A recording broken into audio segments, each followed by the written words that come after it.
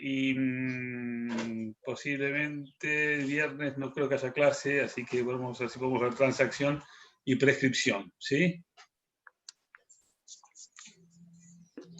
Necesito que alguien me responda alguna vez, porque sobre todo Victoria y si algún... Sí, sobre todo para saber que no estoy hablando solo, que no estoy hablando de la pared, porque ¿viste? La mayoría ponen las fotos o los nombres, no aparecen en pantalla.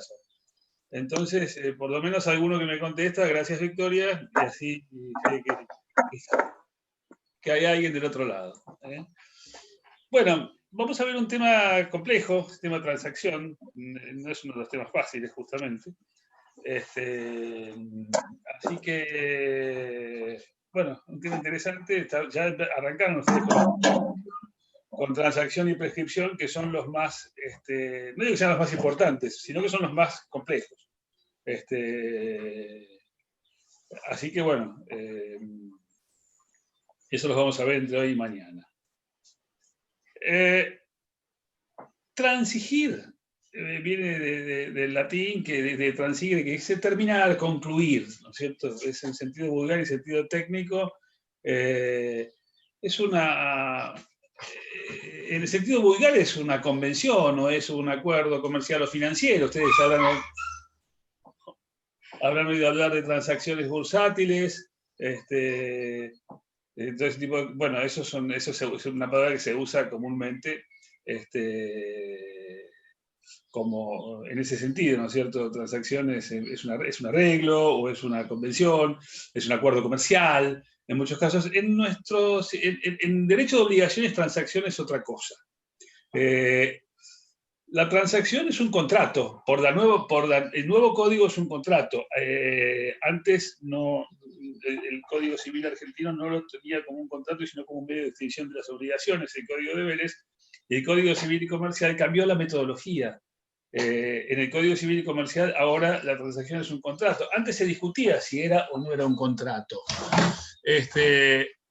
Claro, tenía los efectos del contrato, se aplicaban las normas del contrato supletoriamente, etcétera, pero no estaba incluido dentro de los contratos y, por supuesto, hubo mucha discusión al respecto de si era o no era. A mí siempre me pareció que era un contrato, porque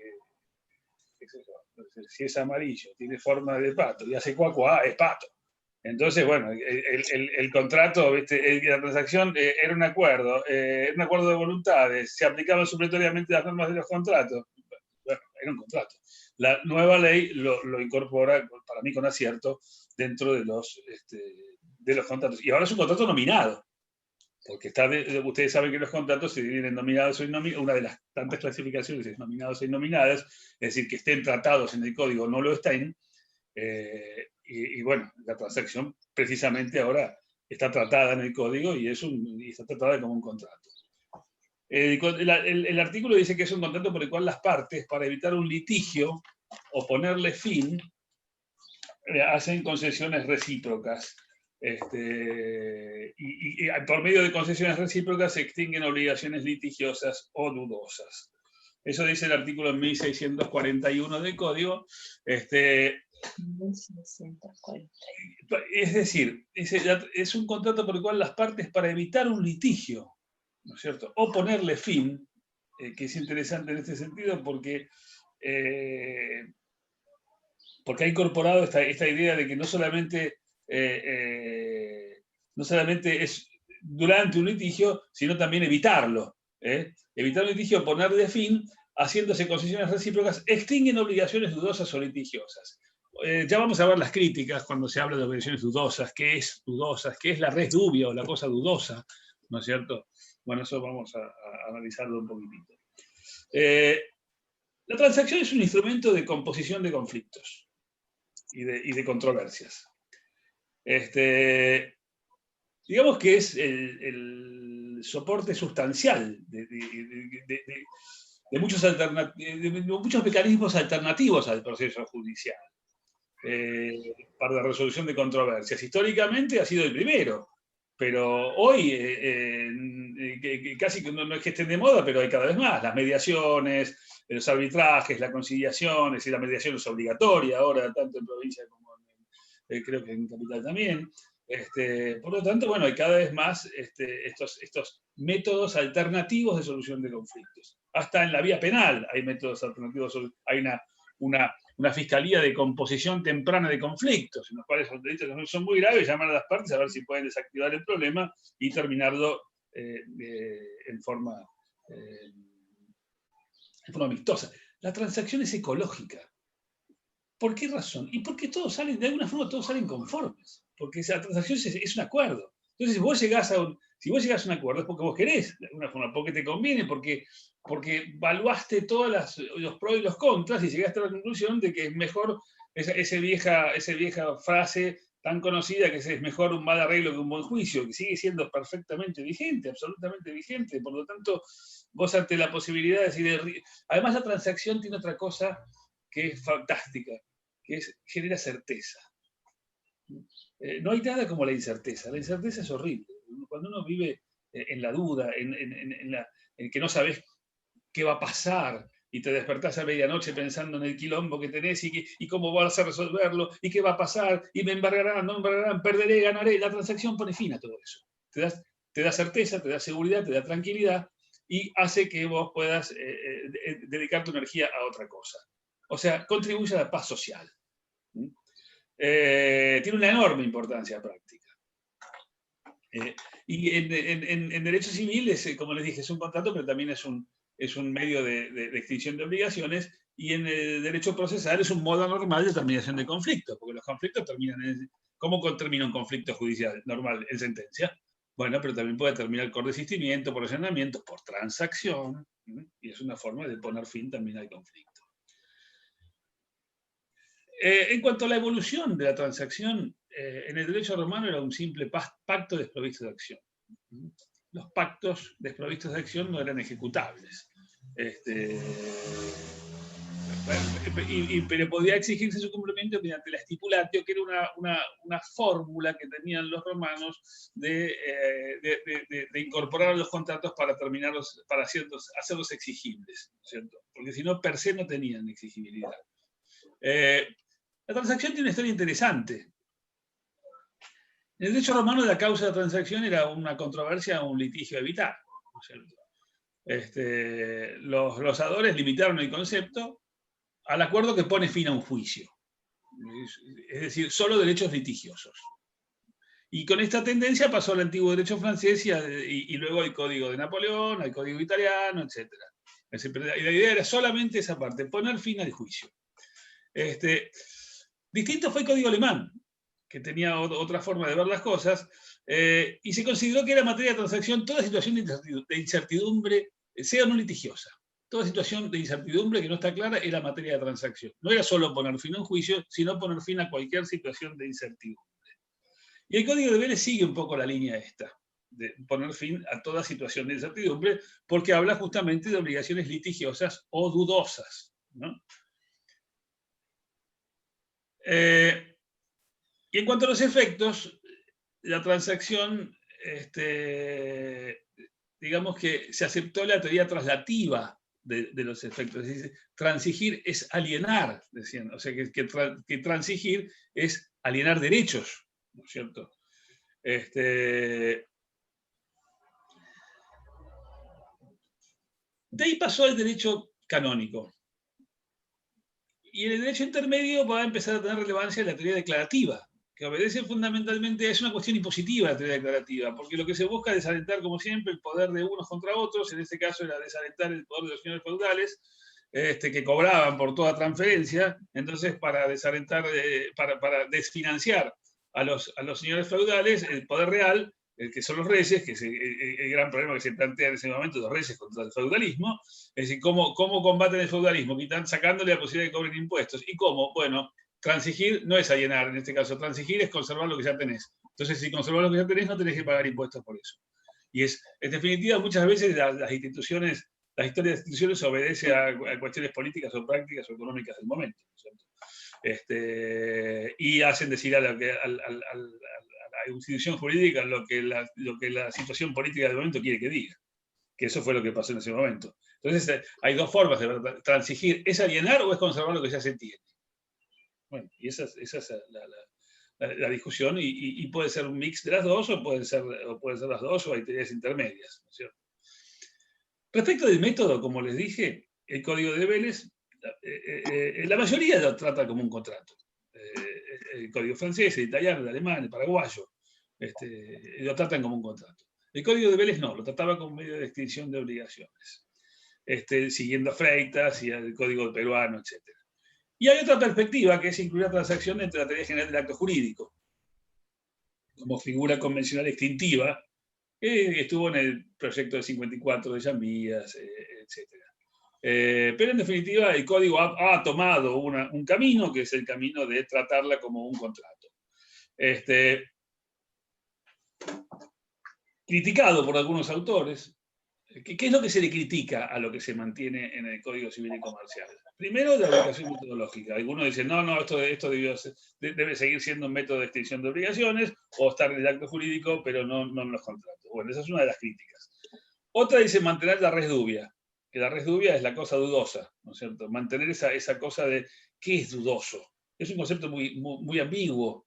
¿Dudoso para quién?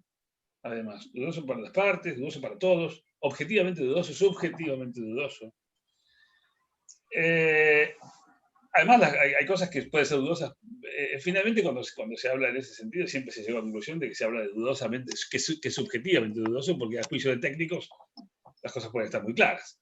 Sin embargo, bueno, es una forma de llamarlos. Quizá debió haberse llamado extrajudicial o de otra forma, porque la palabra dudoso justamente genera ambigüedad. Una de las cosas que sí se critica es el hecho de la obligación de presentar un expediente administrativo cuando la homologación dejó de ser un requisito para que se interprete como, para que tenga los efectos de cosa juzgada, cosa que vamos a ver, no los quiero marear, lo vamos a ver, y es un tema muy interesante, el tema de ese que les dije, de la presentación en el expediente cuando se trata de un tema de una transacción judicial. Se los puedo adelantar para que porque después ya van a estar aburridos cuando esté por terminar la clase y no les va a quedar, y por ahí es bueno que lo sepan ahora, sobre todo los que van a ejercer la profesión, ¿cierto? Porque ustedes saben que esta carrera hoy en día se da cada vez más, abre el abanico de distintas cosas que uno puede hacer, no solamente ejercer la profesión, no solamente ir a pleitear en tribunales, hay de todo para hacer acá, con un título de abogado. En realidad, abogado es el que defiende a la gente en los tribunales. Ese es el abogado, si no uno será un licenciado en leyes. Pero depende de la actividad que hagas, siempre te va a servir. Hagas lo que hagas, tener conocimiento jurídico te va a ser útil en cualquier rama o cualquier cosa que hagas. Pero especialmente si ejerces la profesión, vos tenés que tener en cuenta que la transacción tiene una trampa enorme. Normalmente, ¿cómo se hace una transacción judicial? Hay un juicio iniciado. Bueno, ahora que todo se ha dado vuelta con el tema de la pandemia, que ya nadie se ve las caras, es todo virtual, ¿no es cierto? Pero bueno, cuando vivíamos en épocas normales, que espero que volvamos alguna vez, ¿cómo llegabas a una transacción? Bueno, un tipo hace un juicio, otro lo contesta, un abogado contesta la demanda, y un día uno llama por teléfono, che, mirá, hay una oferta de mi cliente, qué sé yo, bueno, vamos a sentarnos a negociar. Se sientan a negociar, llegan a un acuerdo. ¿Dónde hacen el acuerdo? En el banco, en el juzgado, en la plaza, en la playa o en el estudio de uno de los abogados.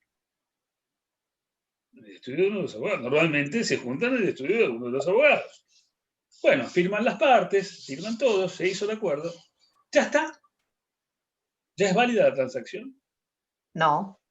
¿Por qué no? Y porque eso lo tiene que hacer el juez. O sea, no, el juez lo tiene que hacer. No, ¿qué juez? Las partes lo pueden acordar, pero lo tienen que homologar para que eso sea... No, ya no. La homologación ya no es un requisito. Que estaba en el viejo código, en el código actual no. Se sacó la homologación como requisito para que la transacción cumpla sus efectos plenos. Ya no está. ¿Y cómo se queda firme la transacción entonces? Y bueno, si nosotros dos firmamos un acuerdo en el estudio y vienen las partes y lo firman, ¿no es válido ese acuerdo? Sí, es válido. Sí. Y bueno, es válido. ¿Y? El problema que trae el código es esto. El problema que trae el código dice que la transacción, que una de las partes puede arrepentirse mientras no haya sido presentada la transacción en el expediente. ¿Qué es esto? O sea, hacemos la transacción, cuando te vas a dormir, yo me voy a mi casa, todo bárbaro, qué sé yo, y un día, ¡bom!, carta de documento, me dice, desisto de la transacción. ¿Cómo? Sí, desistí de la transacción. ¿Por qué? Porque no la presentaste en el juicio. ¿Es un premio a la mala fe? ¿Es una cuestión impositiva? ¿Qué quiere el legislador ahí? ¿Quiere que todos paguen los gastos de justicia? ¿O eso? Premiar la mala fe no creo que sea la intención del legislador. Nunca cabe presumir la estupidez o la mala intención del legislador, jamás. Entonces, bueno, evidentemente premiar la mala fe no es. Ahora, el problema es que acá deja un... Acá deja un agujero esta cuestión, porque vos decís, ¿qué tenés que hacer ante una situación, ante un riesgo de esos, de que vos hiciste una transacción y te apareció alguien de mala fe y te mandó una renuncia y sin embargo vos con esa transacción ya aplicaste algún derecho o entregaste algo, o como fuese, que vos si haces la transacción es porque te sirve y te conviene? Bueno, hay dos cosas. Una, poner en la transacción que las partes desisten de esa facultad, de la facultad de desistir de la transacción, desisten de la facultad de desistir. Sí. ¿Es válido? Sí es válido, porque no es un tema de orden público. Eso que dice la ley, no es de orden público, puede ser renunciado. Eso por un lado. Y por otro lado, la otra es salir corriendo a tribunales y presentar el escrito en el tribunal. Pero vos sabés que si firmás una transacción de algo judicial y no hay una cláusula como esa, y nadie... ¿Me cerrás ahí? No hay una cláusula como esa. Y... Hasta de vuelta. Bueno. Hay si no hay una cláusula de esas, bueno, corres el riesgo de que el otro salga corriendo y corres el riesgo de que el otro te plantee una cosa como esa. Claro. Entonces, bueno, esa es una de las cosas que se le cuestiona al nuevo código, de haber mantenido una cosa de esas. El código viejo también estaba y fue mantenido en el código actual.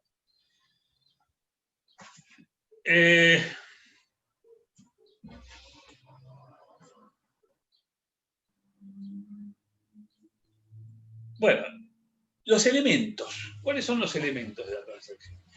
El acuerdo de partes con finalidad extintiva. Perdón. El acuerdo de partes con finalidad extintiva. Ese es uno de los elementos. La res dubia, o sea, la cosa dudosa que se contiene. Las concesiones recíprocas, que ahora vamos a ver qué son. La capacidad del objeto y la forma. El acuerdo de partes con finalidad extintiva. En realidad, la transacción tiene contenido proteiforme, es decir, que cambia de forma permanentemente. Porque además de renunciar a derechos, puede haber también reconocimiento de derechos preexistentes, generar nuevos derechos, modificar los existentes que están en conflicto. O sea, la transacción concluye con el conflicto, pero no extingue todos los derechos en crisis, porque pueden aparecer otros. Concluye con un determinado conflicto, pero puede hacer nacer otros conflictos. Pero en definitiva pone fin a un determinado conflicto.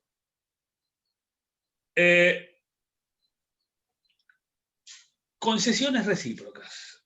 Esta es una de las notas más salientes y distintivas de la transacción. ¿Por qué razón? Porque las concesiones deben ser de las dos partes. Si una sola de las partes hace concesiones recíprocas, no es una transacción. Si yo te doy todo lo que querés, no es una transacción. ¿Qué es?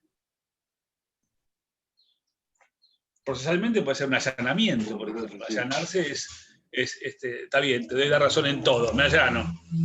Usted tiene razón en todo lo que reclama. ¿Eso es una transacción? No. Porque no hay concesiones recíprocas, que es la nota más distintiva, ¿no es cierto?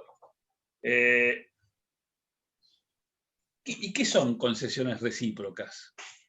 Y que las dos partes deben ceder en algo. Todas las partes deben ceder un poco.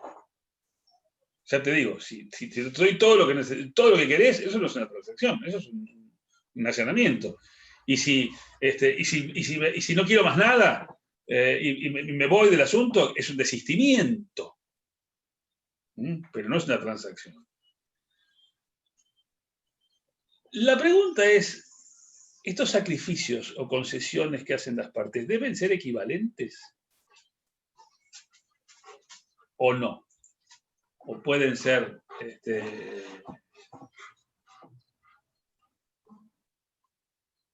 diferentes, de distinto valor? Yo creo que lo importante es que le sea necesario a la otra parte que se beneficie de eso. Ajá. Que cada uno de lo que cede le beneficia a cada uno, o sea. Sería un beneficio. Mientras la otra parte lo acepte. Correcto. Sí, la idea es que siempre que debe haber algún renunciamiento, tiene que haber. Aunque sea recibir en cuotas lo que te tocaba recibir todo junto. Pero alguna suerte de renunciamiento tiene que haber, porque si no, repito, si te doy la razón en todo, no es una transacción. Y lo importante es que las concesiones no tienen por qué ser equivalentes. Eso es muy importante. No importa cuál es el nivel de tu sacrificio y cuál es el mío. A mí me sirve, a vos te sirve, listo. El juez no tiene que venir a decir, no, me parece que lo que usted se dio es mucho y lo que usted se dio es poco. ¿Y a usted qué le importa, señor juez, si es un asunto que lo estamos resolviendo nosotros? Somos mayores, capaces, lo decidimos nosotros. No. Simplemente califica como transacción porque hay concesiones, porque todos están cediendo algo, nada más. Pero no es una cosa que el juez tenga que venir a meter su nariz y decir, no, a mí no me parece justo. Bueno, eso es un tema nuestro. Ahora, distinto es en el derecho laboral, por ejemplo. Acá estamos hablando de derecho civil. En el derecho laboral, el juez laboral sí tiene que fiscalizar la transacción y tiene que ver que las concesiones sean recíprocas o que sean justas. Mejor dicho, hay un artículo del Código de la Ley de Contrato de Trabajo, creo que es el 15, a lo mejor sí es la ley, sí es la ley, que dice que debe ser una justa composición de los derechos de las partes. O sea, y esa justa composición de derechos es el juez el que tiene que ver si es justa. Y justamente para evitar que desplumen al empleado, no se olviden ustedes que en el derecho laboral es un derecho tuitivo, protectorio del empleado, y que, es más, lo considera casi un analfabeto el empleado. Todo lo que firme no vale, no tiene ningún valor. Entonces, bueno, es lógico que en ese caso las transacciones tengan que ser no solo revisadas y homologadas por el juez. En la transacción, ¿puede plantearse la lesión subjetiva? Bueno, eso es una cosa que se discute y entiendo que sí, perfectamente. Si una de las partes se aprovecha de la necesidad, la injerencia y inexperiencia de la otra y obtiene que la otra firme una transacción absolutamente inconveniente y está aprovechando de su debilidad psíquica, de su necesidad, de lo que fuese, bueno, puede ser planteado, así como puede ser planteado en cualquier contrato, la transacción es un contrato, también puede ser perfectamente planteado. Se discute, pero no veo la razón de la discusión. Me parece que estemos muy claros, que perfectamente puede ser planteado sin ningún obstáculo. Otro de los temas interesantes, la res dubia. ¿Cierto? Es decir, la transacción supone una disputa sobre un derecho, nacimiento, extensión, extinción, etc. Pues la transacción va a actuar como una regulación sobre esa disputa. Las dudas pueden tener alcance cualitativo, cuantitativo, pueden ser muy variados y vincularse con la existencia del derecho, con su nacimiento, con su mantenimiento, con la vinculación de las partes, con la solvencia de la otra parte. Puede haber de todo en las dudas, ¿no es cierto? Con lo que el juez vaya a resolver, sobre cuestiones de derecho, con lo que el juez vaya a resolver, generalmente siempre hay dudas, porque todo proceso judicial es incierto, necesariamente es incierto. De hecho, ustedes saben que entre las normas de ética que tenemos los abogados, una de ellas, y una de las más importantes, y también la tienen los médicos, es nunca asegurar el resultado del pleito. No puedes asegurarle a la gente cómo va a salir el pleito. O sea, quien hace eso está violando una ley ética. Siempre lo mejor de todo es no asegurarle nada a la gente para que después no te vengan a golpear la puerta y decir, usted me dijo, yo nunca le dije nada. Es más, si lo firmó, que no se lo aseguro. En lo posible, que te lo firme. Pero bueno, vos no tenés obligación, no solamente no tenés la obligación de no asegurar el resultado del pleito. Por lo tanto, todo juicio es incierto. Y entonces la incertidumbre puede venir de cualquier lado. Todo es relativo. También la transacción puede ser sobre te puede convenir por las posibilidades materiales de cobro, que vos sabés que por más que saques una sentencia la vas a colgar en un cuadrito porque el tipo es insolvente. Entonces, ante un ofrecimiento concreto que tenés, y venga, lo agarro, me sirve. La transacción es muy útil, es una de las cosas, encima en los tiempos en que la justicia bueno, los tiempos, en realidad la justicia fue lenta siempre. No solamente aquí, es lenta en todas partes. Es necesariamente un sistema lento. ¿Por qué? Porque no tiene la velocidad de los medios que juzgan sin tener la menor idea, o la del tipo que se la sabe todas y enseguida sacó sin conocer los hechos, enseguida el tipo ya sabe cómo son las cosas. El juez no es así. El juez escucha una parte, escucha la otra, se abre la prueba, lleva sus tiempos. O sea, la justicia siempre es lenta. Cuando es excesivamente lenta, deja de ser justicia. Pero necesariamente es lenta, y por eso la transacción tiene esa ventaja, es rápida. Pone fin inmediatamente al asunto, te evitas el pleito, entre otras de las cosas. Respecto de la capacidad para transar, rigen las reglas generales. Es decir, ¿quién no puede hacer transacciones? Dice el 1646.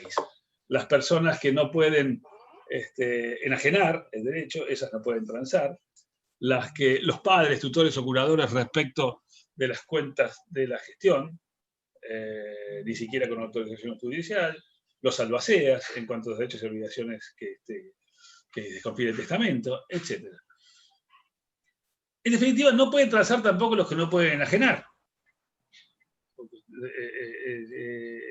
Si se habla de que transigir es alienar, no puede transar el que no puede enajenar.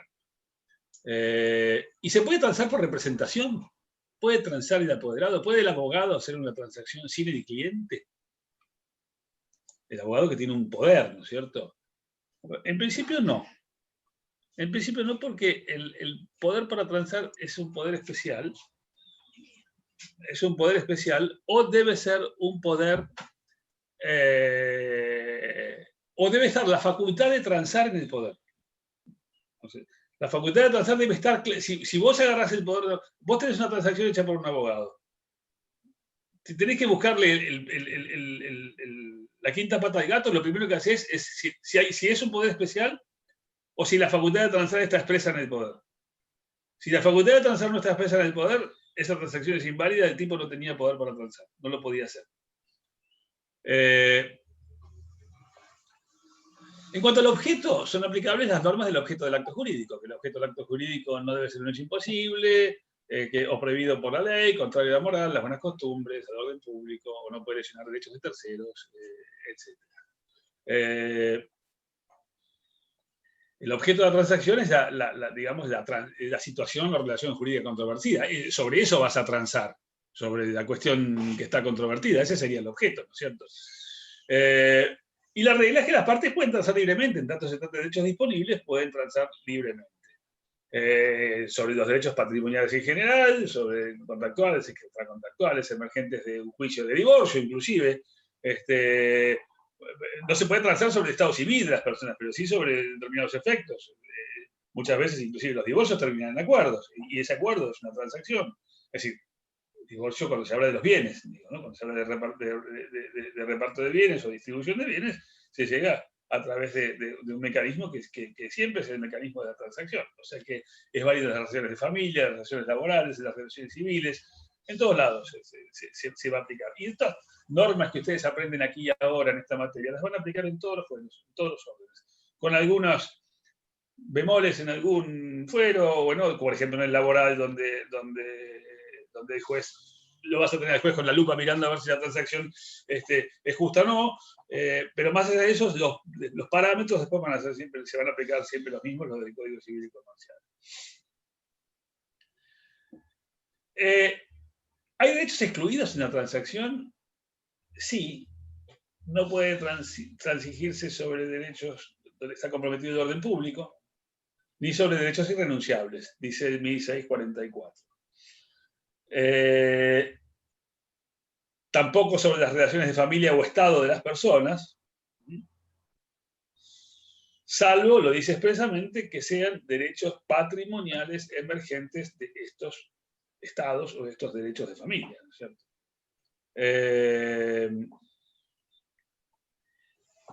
En este sentido, la noción de orden público la tiene en el artículo 12 del Código Civil, y el artículo 13, donde les dice que está prohibida la renuncia general de las leyes y los efectos de la ley pueden ser renunciados en el caso particular, excepto que sean prohibidos por el ordenamiento. Tampoco puede ser objeto de transacción la acción penal. Eso es un principio que viene desde hace mucho tiempo, es decir, los derechos penales no son transables, más allá de que hoy está realmente eso cada vez más en discusión, porque muchas veces llegan acuerdos con el fiscal, los acuerdos de juicio abreviado, en definitiva, son transacciones, llámenlo como quieran, pero son transacciones.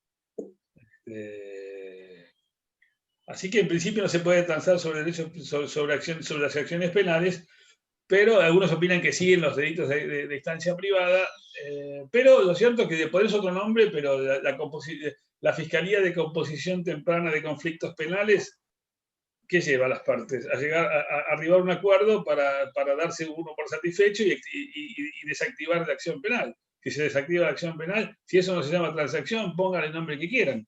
Pero, otra vez, es amarillo, hace cuacuá, es pato. Bueno, en este caso, para mí es lo mismo. Aunque muchos me lo discutirán y dirán que está diciendo un disparate. Puede ser, pero a mí si no es transacción, es muy parecido. Lo que se hace hoy en materia penal. Inclusive, hay muchos casos en que la pena se da por acuerdo entre la víctima y el fiscal. Llega a un acuerdo, se impone determinada pena, listo. ¿Y qué es eso sino una transacción sobre el juicio? ¿Pone fin a derechos litigiosos? Sí, pone fin, de alguna manera pone fin. Aunque penal es otro mundo. Generalmente esto es traspolable perfectamente al derecho laboral, hasta el derecho fiscal, si quieren. Pero el derecho penal siempre hay otros valores en juego. Por eso me lo pueden discutir y pueden tener razón. No estoy diciendo que esto sea verdad absoluta, es lo que yo pienso. Si no es una transacción, es muy parecido. Derechos irrenunciables son los derechos derivados de la relación de familia, los que emergen de la responsabilidad parental, por ejemplo, esos son absolutamente irrenunciables. Los derechos personales de los cónyuges. No, yo voy al matrimonio, pero este derecho lo renuncio. No. Digamos que no son derechos renunciables, no son transables. Vos agarrás el paquete completo o no lo agarrás. Y derechos sobre el estado civil de las personas, tampoco. Es unos derechos de la personalidad y por lo tanto son inalienables, son indisponibles. O sea, sobre eso no puede haber transacciones válidas. La transacción siempre tiene, atrás de la transacción siempre hay algo patrimonial. Eso es... necesariamente tiene que ser así. Respecto de las formas de la transacción puede ser judicial o extrajudicial. El viejo código decía que la transacción extrajudicial no tenía ninguna forma. O sea que la transacción extrajudicial regía el principio del 973 del viejo código que consagraba la libertad de formas. La forma es libre. Entonces, una transacción podía ser verbal o podía ser tácita inclusive, cuando una de las partes no hubiera hecho o hubiera hecho lo que hubiera hecho si su intención era no aceptar o rechazar la oferta propuesta, como decía el viejo código. Pero este código lo modificó. Este código introdujo una modificación importante. La transacción debe ser hecha por escrito.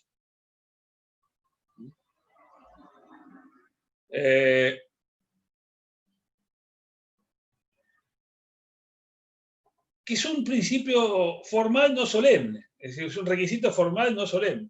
Es decir, por escrito, pero no solemne, no con determinadas formas, ni ante determinados funcionarios, no, simplemente con que sea hecha por escrito y escrito que estén claras las cosas es suficiente. En algunos casos sí se requiere instrumento público. Si se trata de derechos litigiosos sobre inmuebles, por ejemplo. En ese caso sí. O actos que sean accesorios a derechos instrumentados en instrumentos públicos. Entonces sí. Y la transacción judicial tiene en el artículo 1643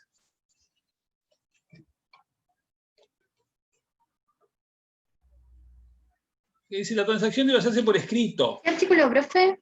1643. La transacción debe hacerse por escrito. Si recae sobre derechos litigiosos, dice, solo es eficaz a partir de la presentación del instrumento firmado por los interesados ante el juez en que tramita la causa. Mientras el instrumento no sea presentado, las partes pueden desistir de ella. Lo que hablamos al principio, si se acuerdan.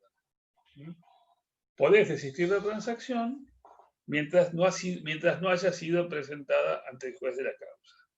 No es que sea inválida la transacción.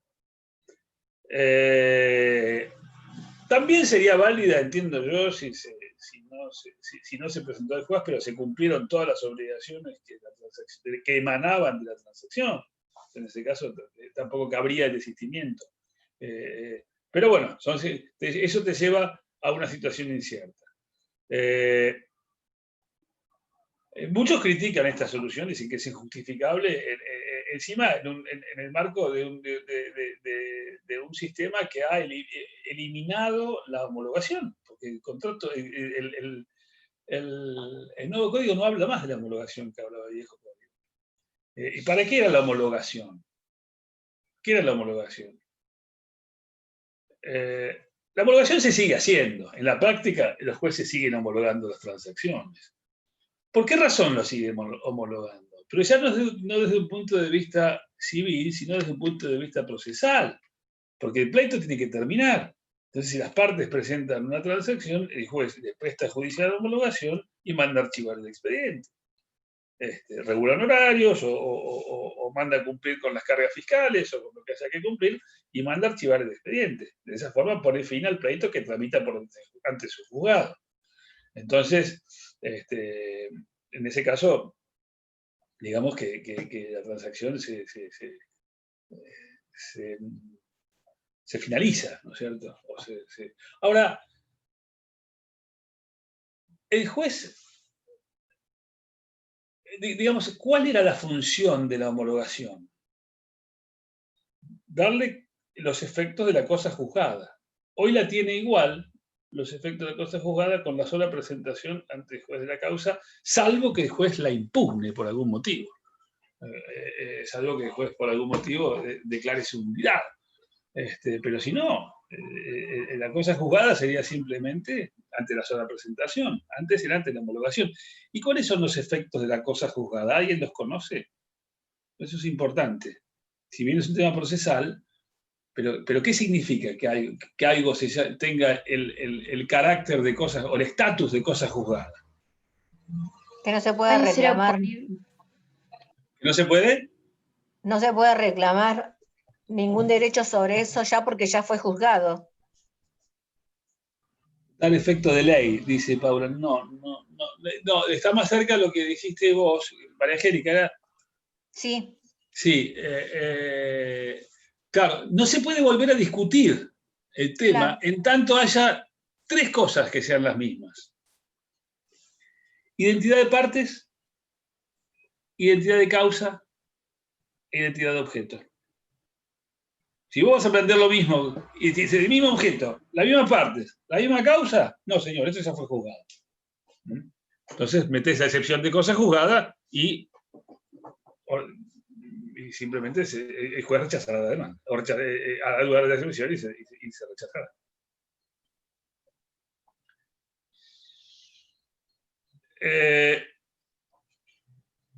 La transacción, dice el 1642, produce los efectos de la cosa juzgada sin necesidad de homologación judicial. Lo dice clarísimo. Lo dice sí. directamente. Sí. ¿Mm? Y te pone que es de interpretación restrictiva. ¿Qué significa que sea de interpretación restrictiva? Y hay una interpretación restrictiva cuando no es aplicable la analogía, cuando en caso de duda se tiene siempre por lo menos, etc.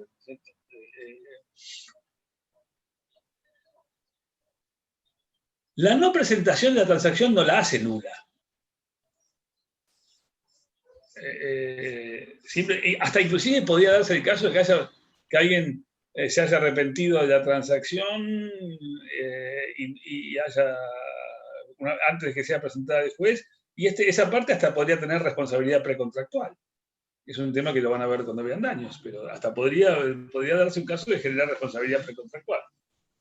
Así se pronunciaron las jornadas nacionales del año 13 de Tucumán, que todavía analizaban el viejo código, pero se pronunciaron en ese sentido. Que quien se arrepentía de la transacción podía tener responsabilidad precontractual. Y la facultad de desistir, como les dije, puede ser renunciada. Y eso es lo aconsejable si no tenés demasiada confianza en la otra parte. Respecto de la naturaleza jurídica de la transacción, como les dije, se discutía en el viejo código si era o no un contrato. Algunos decían que no era un contrato, porque el contrato crea obligaciones y la transacción las extingue. Eran convenciones, pero no eran contratos. Eran convenciones, no eran contratos, pero había un artículo del viejo código que decía que subsidiariamente se aplicaban las reglas de los contratos.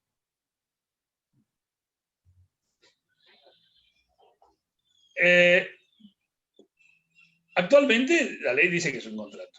Y el contrato está definido en el artículo 957, que dice que es todo acto jurídico en el cual dos o más partes manifiestan su consentimiento para crear, regular, modificar, transferir o extinguir relaciones jurídicas patrimoniales. O sea, directamente hay una cierta suerte de coordinación entre el artículo que define los contratos y la transacción y la ubicación metodológica de la transacción como un contrato nominado.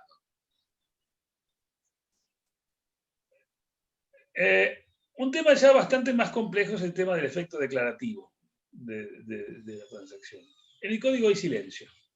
El código no dice nada respecto de este efecto. Eso es una desprolijidad. ¿Era algo tan obvio que no hacía falta remarcarlo?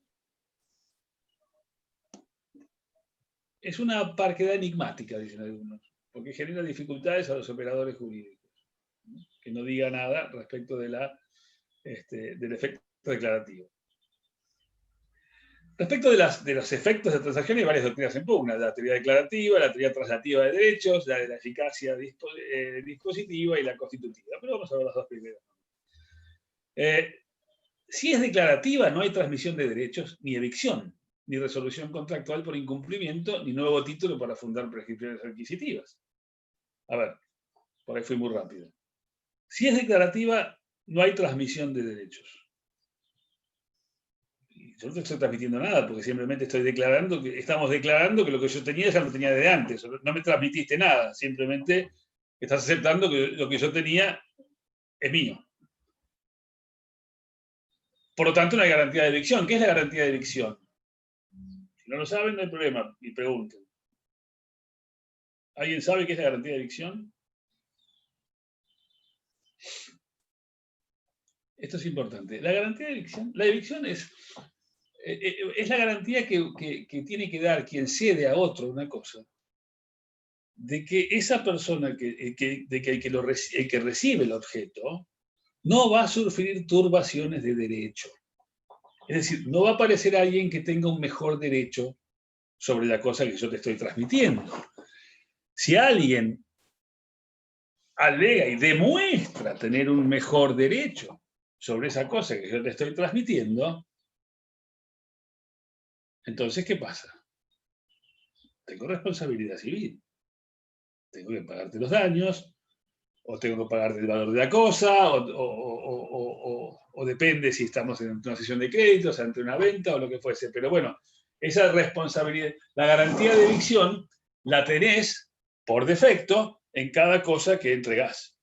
Siempre vos garantizás al otro que no va a sufrir una cosa que vos le transmitís, la propiedad de otra persona, le garantizás que no va a sufrir turbaciones de derecho, que no es lo mismo que turbaciones de hecho. ¿Qué es una turbación de hecho? Piensen. Una turbación de derecho, vino alguien y dijo, no, tenía un título mejor. Se la llevó porque tenía un título mejor, porque realmente yo al final te terminé vendiendo una cosa ajena. Bueno, respondo por elección. ¿Y una turbación de hecho qué sería?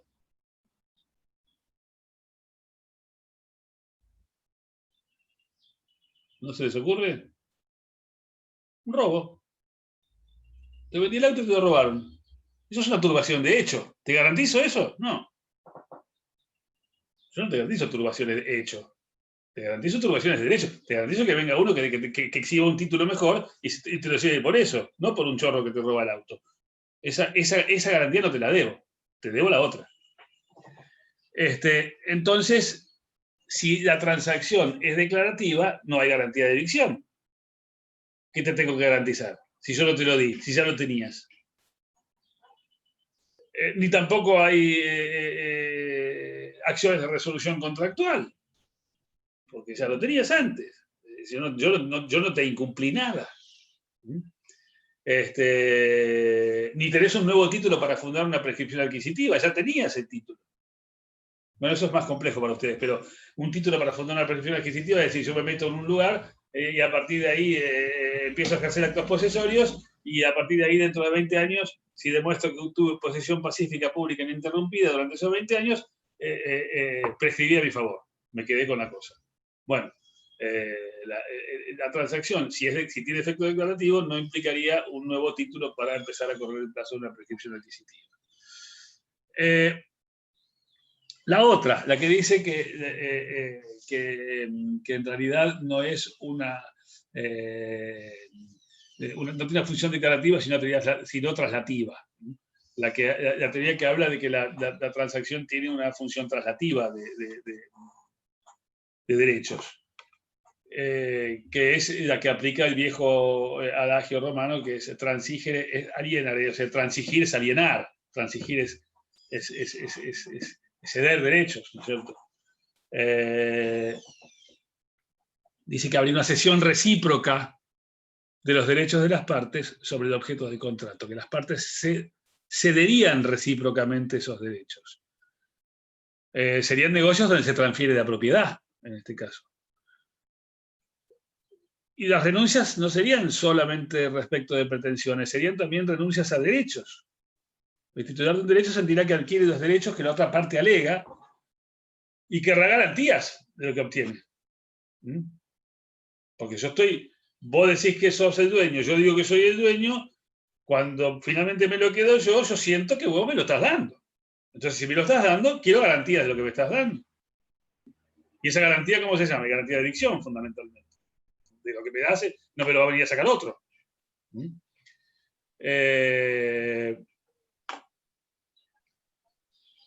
Y el otro estará entendiendo que estás transfiriendo un derecho que tenía. Y ahora sí la transacción serviría de justo a título para arrancar una prescripción. Discutido.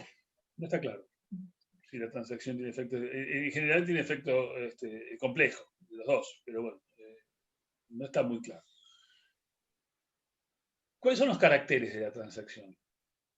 Bueno, es un contrato, es una duda. Es un contrato bilateral,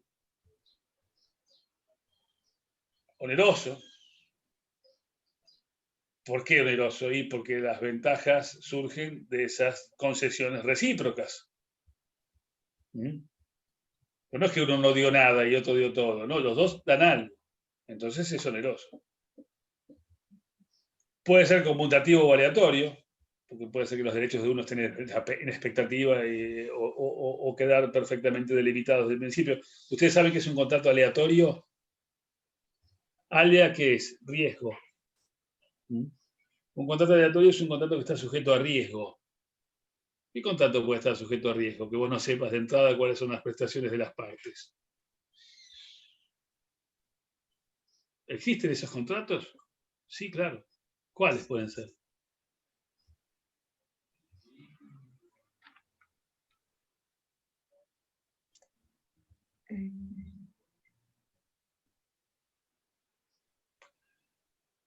¿Es lícito jugar al loto? Sí, ¿no? Bueno, ¿ese no es un contrato aleatorio? No sabés si te vas a hacer millonario o te vas tan pobre como cuando fuiste a comprar el billete. Es un contrato Claro. aleatorio. El contrato de seguro. Vos pagás el seguro del auto. La compañía no sabe si le va a costar $1.000.000 la joda de haberte asegurado el auto o nada, porque nunca ocasionás un siniestro. Es otro contrato aleatorio. Para una de las partes, para otra no. Vos pagás, vos siempre sabés lo que pagás. Y para la compañía, que es la que no sabe si va a tener que cubrir un siniestro o no, para ella es aleatorio. Entonces, bueno, el contrato puede ser conmutativo, que son los contratos que se sabe las prestaciones desde el vamos, una compra-venta, por ejemplo, o puede ser aleatorio. Es consensual, por supuesto, porque se requiere acuerdo de partes. Es nominado ahora, porque está nominado justamente en el código, es uno de los contratos. Los contratos nominados son aquellos que están regulados en el código. Después hay infinidad de contratos no nominados. Los contratos no son solamente los que están en el código. Los contratos puede ser infinita la cantidad de contratos que hay. Hay tantos contratos como imaginación de las partes para crearlos. Lo que pasa, vos podés hacer un contrato que no está previsto en el código, por supuesto. Lo que pasa es que las reglas, bueno, se aplicarán las reglas generales de fondo del código o del contrato más parecido en algunos casos, analógicamente. O un contrato puede tener un mix de un contrato y de otro. Puede tomar cosas de distintos contratos. Todo eso es válido, es perfectamente válido. Es perfectamente válido. De hecho, otra cosa que tienen que tener en claro, y sobre todo en materia de contratos, es que todo el derecho civil en general en esta materia es derecho supletorio. ¿Por qué? Es derecho supletorio de la voluntad de las partes. ¿Por qué? Porque en todo aquello que las partes no convinieron, está el código para resolver la cuestión. Ahora, si nosotros dijimos algo especial, entonces, ¿cuál es la ley de las partes? Primero el contrato. Y antes que el contrato están las normas de orden público, por supuesto, las que son inderogables. Las normas del código inderogables están primero, después están las normas que nosotros pusimos al celebrar el contrato, y después vendrán las normas supletorias. Es decir, en todo aquello que no dijimos nada y que se aplica. Ahí se aplica lo que dice la ley. Entonces, por eso digo, el derecho civil en general, salvo las disposiciones, las normas inderogables, que son poquitas, la mayoría es derecho disponible. O sea, las normativas son normas disponibles. Y, ¿cómo es? Está bien de interpretación restrictiva, porque lo dice la ley específicamente, en la última parte de 1642, acuérdense, cuando decía que no hace falta homologación, que porque es interpretación restrictiva, y ahora es formal, porque hay que hacerlo por escrito. El escrito es una forma impuesta por la ley.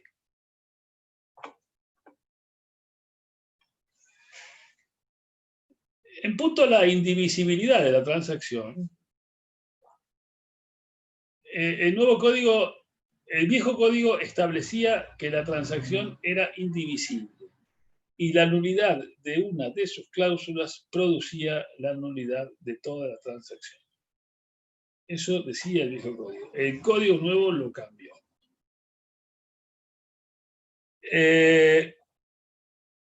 Hay una característica con la excepción de que una nulidad parcial, en este caso,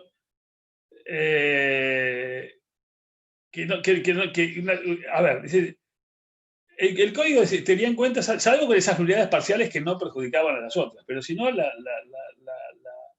regla era que, claro, no cualquier pavada anulaba la transacción, pero una cláusula seria, de las importantes, de la que dice, bueno, yo te doy esto porque vos me das esto, resulta que esto yo no te lo puedo, es nulo esto que yo te había dado, es nulo todo. En el viejo código. El nuevo código prescinde de ese carácter específico de la indivisibilidad y se aplican los principios generales respecto a las nulidades, en este caso. Pero prescinde de esta concepción que tenía el viejo código. En cuanto a las clases de transacción, ¿qué clases de transacción hay? y judiciales o extrajudiciales. La judicial es para el marco de un proceso judicial, para poner fin a un proceso, pero siempre que no hace sentencia firme. No se puede transar un procedimiento que ya tiene sentencia firme. Y es un modo normal de terminar el proceso. Ahora, ¿qué pasa si vos tenés una sentencia firme que condena a tu deudor a pagarte 100.000 pesos en el plazo de 10 días? ¿No puedes hacer ningún acuerdo sobre eso? Esto tiene que venir y pagarte los 100.000 pesos y no hay forma de que eso no suceda.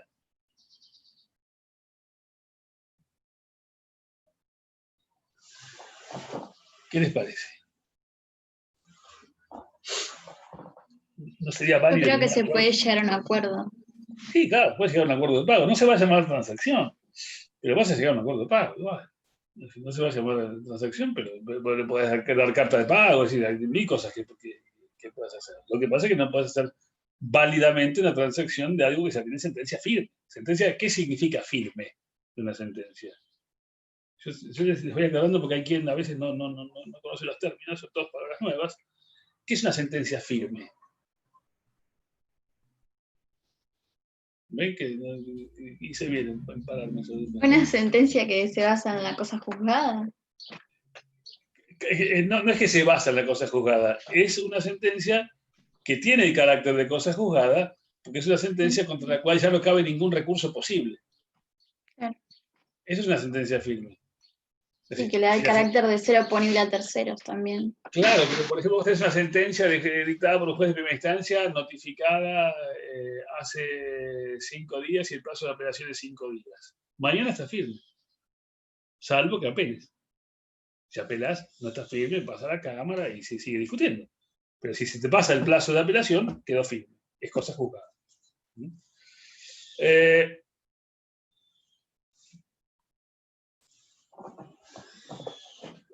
Después la transacción puede ser simple o compleja. Pueden ser los mismos derechos controvertidos o puede haber distintos derechos que integran, o sea, que están por fuera de la controversia originaria.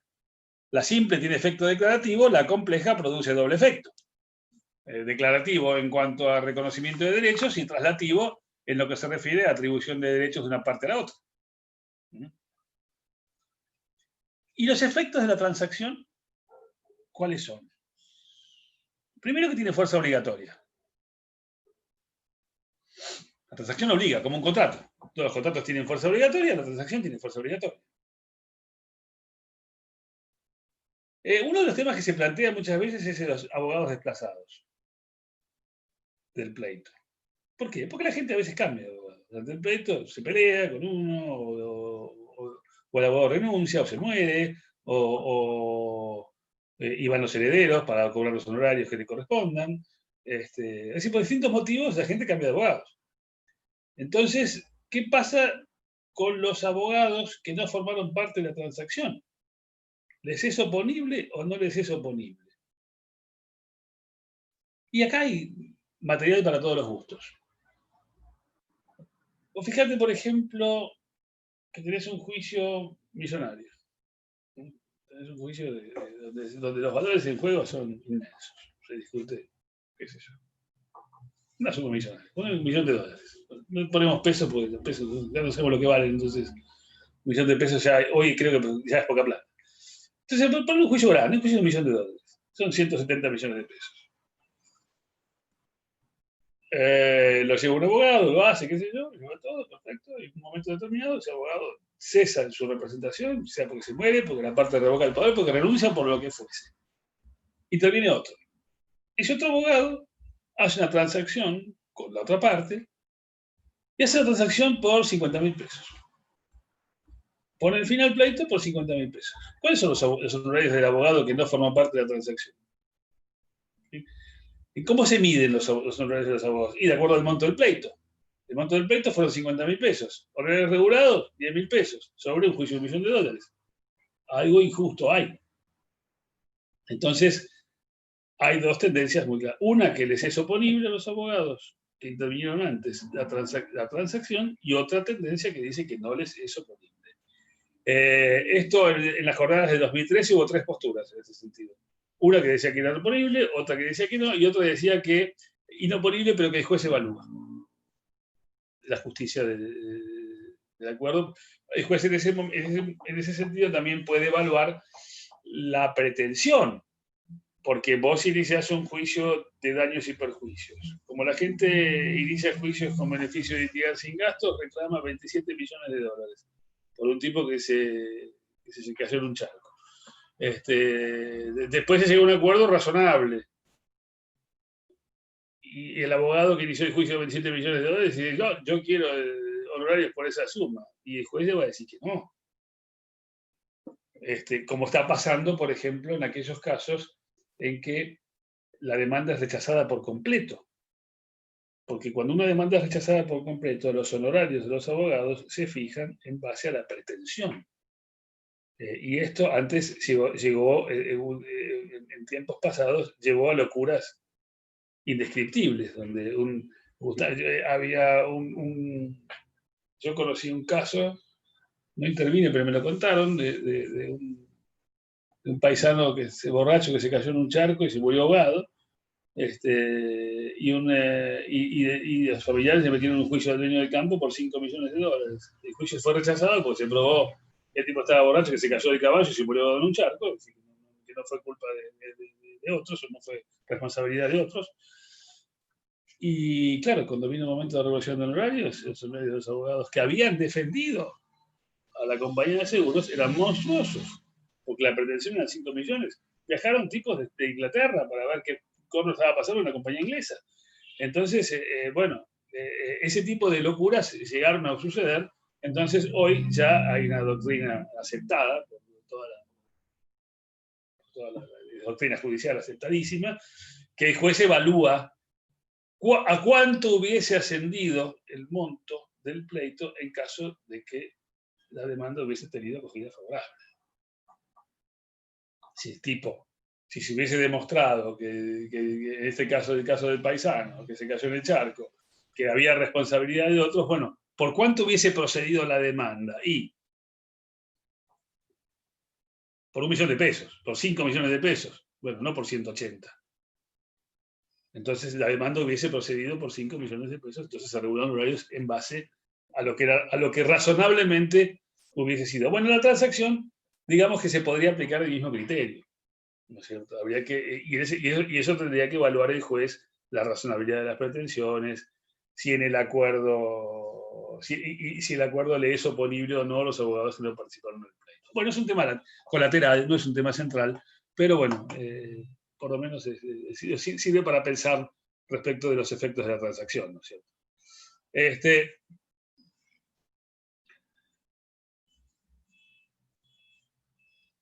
Respecto de las obligaciones indivisibles y la transacción, ¿qué pasa cuando transa uno solo de los obligados? ¿Qué pasa con los demás? Hay un artículo que es el 818,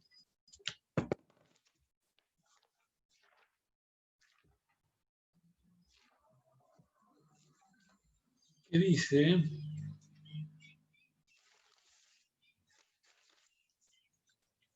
en obligaciones indivisibles, la unanimidad de los acreedores es requerida para extinguir el crédito por transacción, novación, dación en pago y remisión. Igual recaudo exige la cesión del crédito, no así la compensación. O sea, que para llegar a una transacción válida para todos los demás, debe estar hecha por unanimidad de los acreedores. En cambio, las obligaciones solidarias rige otro principio. En las obligaciones solidarias, y esto le sirve también para solidarias, y es una pregunta usual en el tema de obligaciones solidarias, por eso les recomiendo que las tengan claras. Ustedes recuerdan que en las obligaciones solidarias y las indivisibles, ya que estamos y que forma parte de este segundo cuatrimestre, ¿no?, rigen los principios de prevención y propagación. El principio de prevención era solamente respecto al grupo acreedor, era aquel que había prevenido al deudor, porque en principio el deudor puede pagarle a cualquiera, salvo que uno lo haya prevenido, es decir, salvo que uno lo haya demandado. Si yo demandé a uno de los deudores, demandé al deudor, el deudor no puede pagarle a mis coacreedores, me tiene que venir a pagar a mí. Si le paga a los otros, paga mal y me tiene que volver a pagar a mí y después arreglarse con el que le pagó. Bien. Y está el principio de propagación, que es qué pasa cuando uno de los deudores paga toda la deuda, por ejemplo, o hace una novación, o hace una transacción, como en este caso, con el acreedor. ¿Qué pasa si un deudor solidario hace una transacción con el acreedor? ¿Opera efectos frente a los demás o no opera efectos frente a los demás esa transacción? Y la respuesta es ni sí ni no. Que va a buscar esa respuesta es que se va a equivocar porque no es ni tan sí ni tan no. ¿Por qué razón? Porque si yo tengo uno de mis... supongamos que yo soy un codeudor que no hizo la transacción. Y en la transacción se comprometió el codeudor a dar algo. Ese acreedor no me lo puede venir a exigir a mí, porque yo no formé parte de la transacción. No me dicen, che, vos me tenés que pagar eso porque yo firmé acá con tu codeudor que vos me tenías que entregar. No, yo no te lo firmé, yo no te firmé nada, yo no te voy a entregar nada porque yo no soy parte de esa transacción. Ahora, si me sirve, se la puedo poner. Esa es la diferencia. Es decir, la transacción no me puede ser opuesta, pero yo la puedo invocar contra el acreedor. Es una ventaja que tengo como deudor solidario. Y como acreedor solidario también. Es decir, no les es oponible a quienes no la firmaron, pero quienes no la firmaron pueden invocarla. Esa es la respuesta.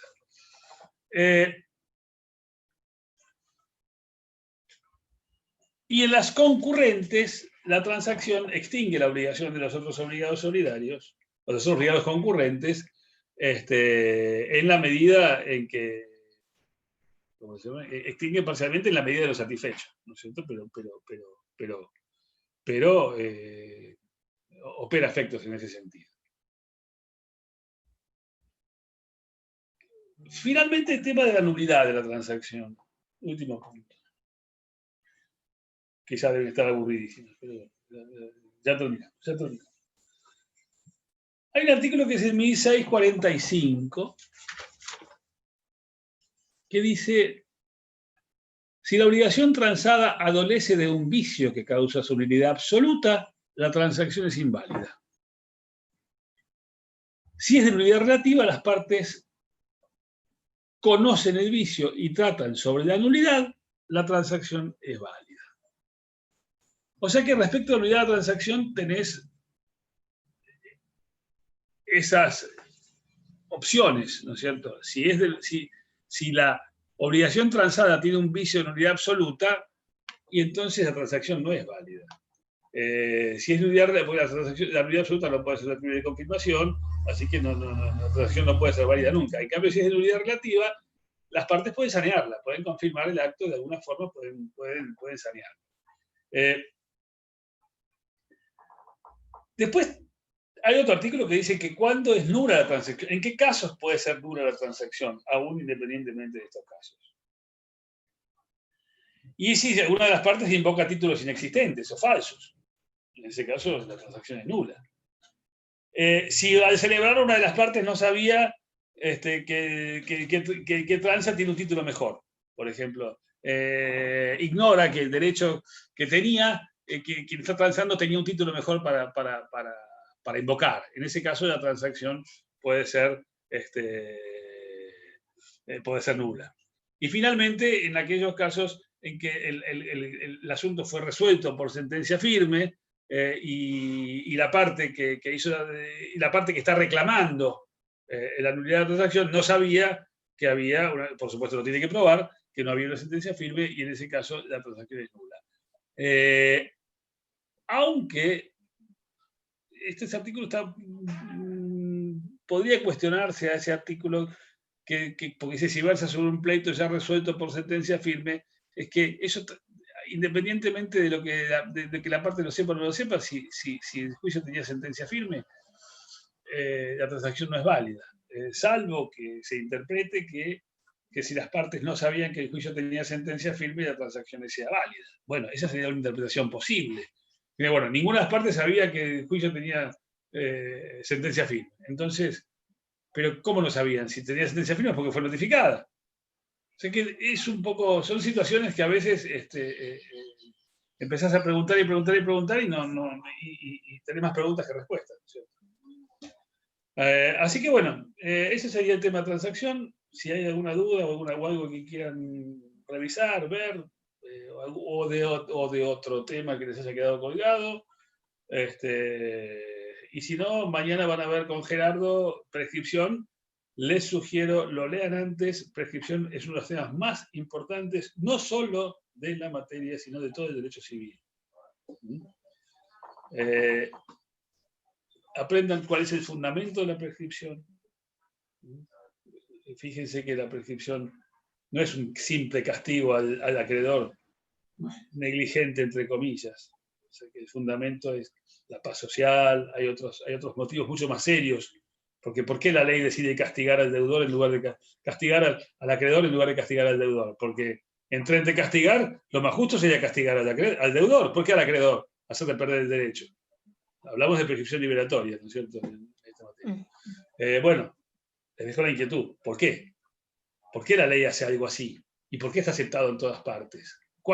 ¿Qué hay atrás de todo esto? ¿Cuál es el interés general que hay detrás de esto en decirle a un tipo que lo atropellaron con el auto, si en 3 años no reclamaste nada, te jodes, estás afuera? ¿Por qué pasa eso? Bueno, léanlo y mañana lo van a ver con Gerardo. Bueno, los despido y ahí les diremos si el viernes, pero me parece que en principio no, si Gerardo agota el tema transacción, el viernes están liberadas de escucharnos, si se pueden ir a la playa o estudiar, como quieran. Bueno, saludos a todos. Chao. Gracias, profesor. Gracias. Vamos a la camioneta, Gracias.